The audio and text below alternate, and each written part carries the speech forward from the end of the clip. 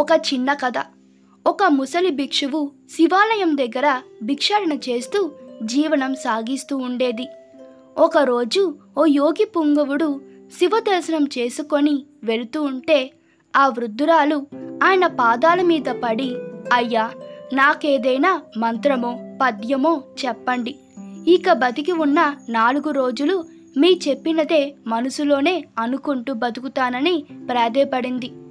ఆ యోగి అప్పుడు ఆమెకు ఇలా చెప్పాడు, తవ పదే మమ శిరం దారయతం దేహిమే ముక్తి శివ అని ముమ్మారు చెప్పి వెళ్ళాడు.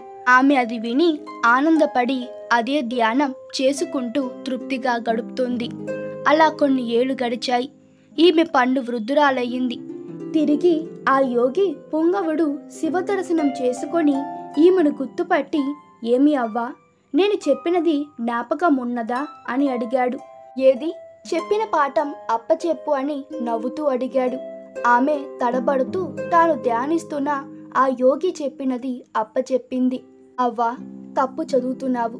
నేను స్వామి పాదాల మీద నీ శిరస్సు పెట్టమంటే నువ్వు స్వామి శిరస్సు మీద నీ పాదాలు పెట్టావు. నీ ఇన్నేళ్ల ధ్యానం వ్యర్థమయ్యింది అని కోపంతో వెళ్ళిపోయాడు. ఆ వృద్ధురాలు చేసిన పొరపాటు ఈ తవ మమ అనే పదాలు అటు ఇటు చేసి చదువుతుంది. ఆమె కంటిమీటకి ఏకదారంగా ఏడుస్తూ అన్న ఆహారాలు మాని తన ఇన్నేళ్ల శ్రమ వ్యర్థమైందని రోజులు తరబడి బాధపడసాగింది. ఓ రాత్రి మన స్వామి ఆ యోగి పుంగవుని కలలో కనబడి, ఏం పని చేశావయ్యా, నా భక్తురాలు అన్న ఆహారాలు లేక బాధపడుతుంది. నేను శ్రద్ధ భక్తులకు వసుడను కాని భాషకు కాదయ్యా. ముందు ఆమె బాధ పోగొట్టి ఆమె ఆహారం తీసుకునేలా చెయ్యని ఆయనకు హెచ్చరిక చేశాడు. ఆ యోగి పుంగవుడు ఉలికిపడి లేచి శివాలయం దగ్గరకు పరుగున వెళ్ళి ఆ వృద్ధురాలు పాదాల మీద పడి, అమ్మా, నువ్వు చేసే పూజే స్వామికి నచ్చింది.